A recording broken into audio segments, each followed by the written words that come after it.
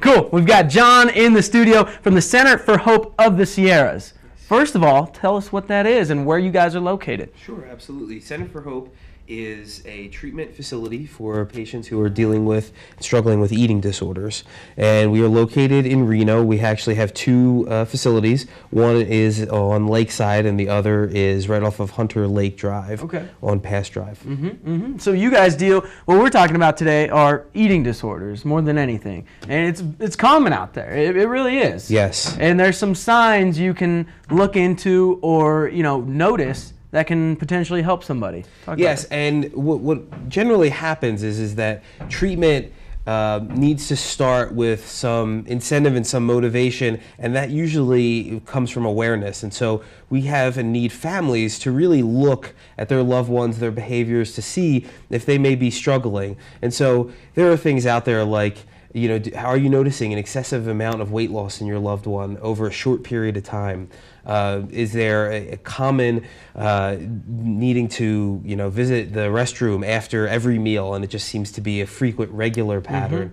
Are they dealing with excessive exercise, which is also one way that people compensate via via an eating that can be a disorder as well. Working out too much. Yes, I mean it really can be. It sounds sort of crazy, but it can be. What about, and tell me if this is true or not, the smell of their breath?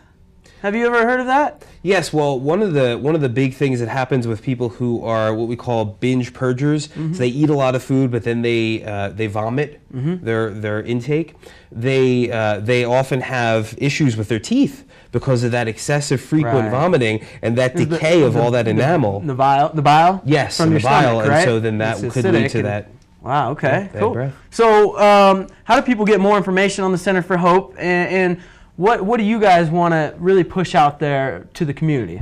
Well, we want the community to have a real awareness that eating disorders are really common. 10 million people in this country suffer from eating disorders, and it is really undertreated. So there is a lot of prevalence, but not a lot of treatment happening. And so we want people to bring this awareness to their loved ones, because oftentimes loved ones are in denial, and they don't want to see that they have a problem and that they need help. Or they're scared of the conflict of addressing it. And so that's where you guys sort of come into play and sort of act as a mediator, would you say? Absolutely. Yeah. We often get calls from parents that say, my child is dealing with this or this. How can we approach it? How do we best handle it so that we can get them to a place where they recognize their own issues and need to come in? Yeah, you guys get to be the heavy or the bad guy, and then the mom or the loved one can sort of step aside and let you guys help out. Absolutely. How can people get more information?